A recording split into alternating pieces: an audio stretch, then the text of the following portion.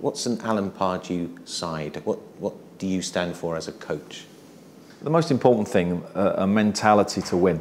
And I've always been criticised before, particularly at Newcastle with some of my selections of my teams, but you know, you try to set up a team to win. And sometimes you make decisions that don't always work, and you have to take the responsibility then if that goes wrong. And I've always been brave with substitutions and selection of teams to try and go with my vision of how the game's going to unfold.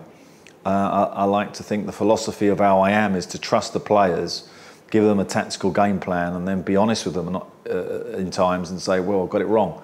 As much as I can criticise them if they don't produce the process of what we're about. So I think an honest, intelligent team that is trying to win, I think that is the philosophy. What's the ambition here for the club and for you? If I take away the top teams with the squads they have, the experience they have, the kind of assurance in their confidence that when they lose a game they can just bounce back. You know, we haven't got that, so we can't compete with those.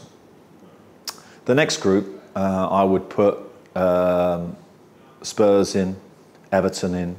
That's the group we need to attack. Realistically, they should finish above us, of course. So we're fighting with them. But the most important thing is I think we're fighting with a much stronger boxer this year. Our boxer's a little bit stronger. He's got a bit more about him, a bit more experience, a bit more nous, a bit more punch power. How have you changed as a manager over the years? I think the biggest change I've had to make is my handling of the media. No training coming into this at Reading, no preconception of how I should carry myself, and I'm a very confident person, so I got tagged with arrogance early on, which you have to have, unfortunately, in this business, otherwise you're not going to last long. And I accept that, and I accept that I've made lots of mistakes with the media, particularly early on, and they still like baggage for me that I have to carry. That's okay. So I've got better at that. But the biggest difference, of course, is knowledge of what happens on a Saturday afternoon. And that is where you really have to grow as a manager. Do you want to be in the conversation for the England job one day? Well, I think the England job is a job that's unique in that it brings a certain pressure. I think I've experienced some of that pressure at the clubs I've been at.